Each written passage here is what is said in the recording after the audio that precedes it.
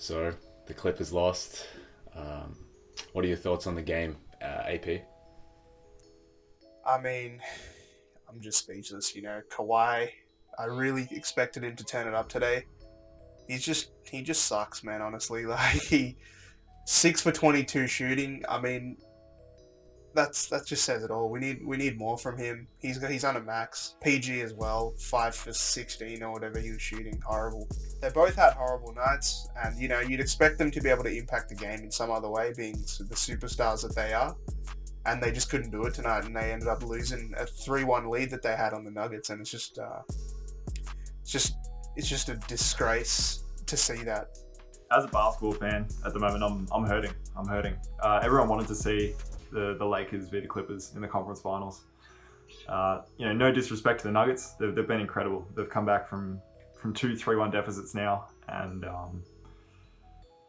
but wow, you just can't imagine the Clippers playing that poorly. Going 0 for 11 to start the fourth quarter, not scoring for the first 7 minutes.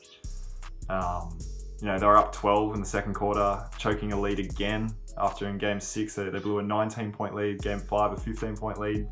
It's ridiculous, and things need to change at the Clippers. They thought it was all just going to come together at the end of the season, but it wasn't to be. At the start of the year when the Clippers got PG and Kawhi, all the Clipper fanboys were chirping. They were saying, "Oh, this team, this is elite defense. Pat Bev, Kawhi, PG. They're going straight to the NBA Finals." Where are those fanboys now? You even AP. I mean, look at the background. He's got some PG shoes in his background. All those PG fanboys didn't expect him to drop You know bricks what? in You the know bubble. what, mate? PG was one of my favorite players, but this is what I'm going to do right now. These PGs. Alright? Worst player in Rightfully existence, so. mate. That's where he belongs, mate. On the ground, mate. He's lucky I didn't step on him, mate. Because he just ruined me today. And you know what? He ruined my dreams today as well. And you know what? I was supportive of him throughout the series, Everyone was saying, "Oh, pandemic P, playoff P." I was like, "Nah, he's just having a slump, He'll make it through. He'll make it through. Don't worry." The must-win game for his team ruins their chances. Almost single-handedly.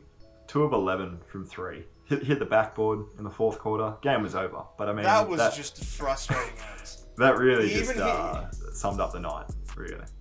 He had a wide open 3 that could have potentially, propelled them back into the game. They were down, I think, like 14 or 15 at that point, but if he'd hit that with 4 minutes or so left, they could have maybe tried to make a comeback. And he bricks it. And then the next possession bricks another one. Like, you can't be doing that on a max contract. You were getting load managed for this particular point, and you couldn't even turn it up for them. And I think a lot of the blame goes to Kawhi as well. I mean, we look at the last 4 or 5 games against Denver.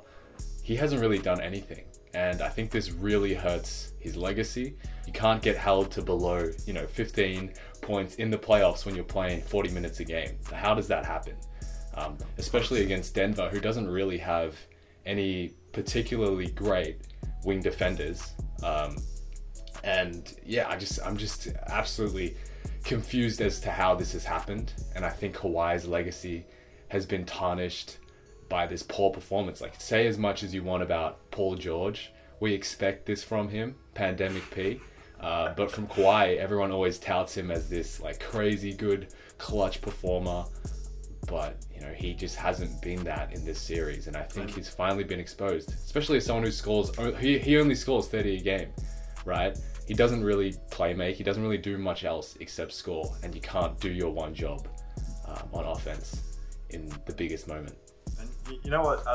You know what I don't want to hear anymore? I don't want to hear any of this LeBron v Kawhi stuff anymore. It's dead. It's dead and buried. I mean, you have a look at LeBron's biggest failures in his career. They came in the finals, against Dallas in that series.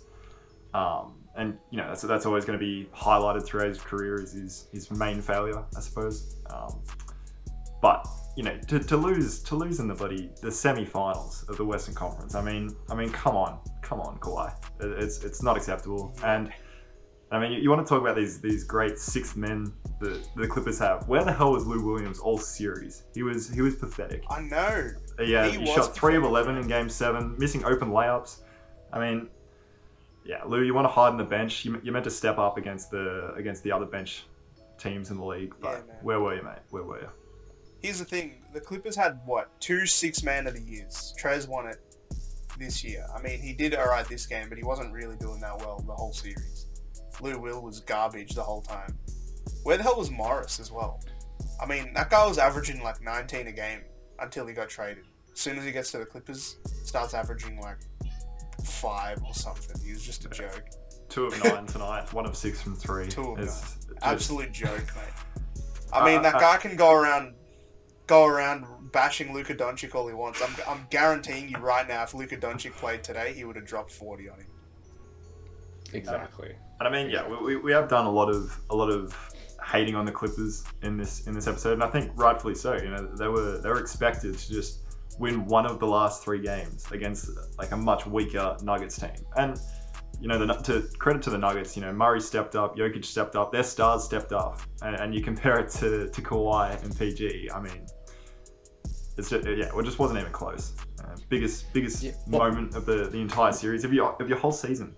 You know, I don't want to hear, you know, the Clippers, they didn't want to continue playing in the bubble, and I think they took that a bit too literally. They just didn't show up.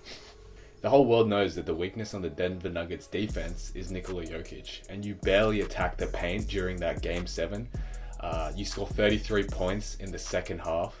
That's just extremely poor coaching, and I just don't know how they didn't attack Jokic constantly throughout that second half. They should have. I just don't know how they only scored 33.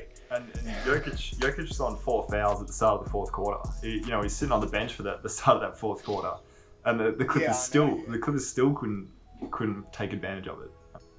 I mean, the Clippers were getting rebounds once Jokic actually was on the bench, right?